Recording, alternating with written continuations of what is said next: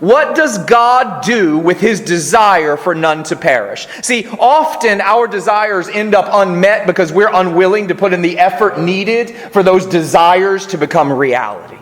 We may want to lose weight, but if we won't change what we eat and change our activity level, we're going to stay the same as we've always been.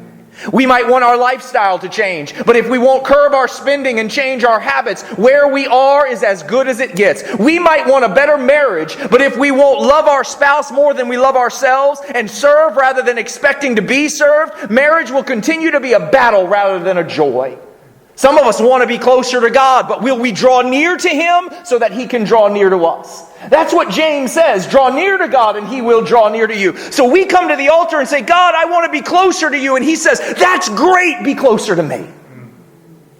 And yet so many of our desires die because our effort doesn't match our want. What action did God's desire for none to perish cause him to take? Romans chapter 5 verse 8 says, God demonstrated His own love for us in this, that while we were still sinners, Christ died for us. But there's more to it than that. That was not plan B. It was not a reaction to our sin. It was God's plan. It was His heart. It was His want for us, that while we were still sinners, Christ would die for us.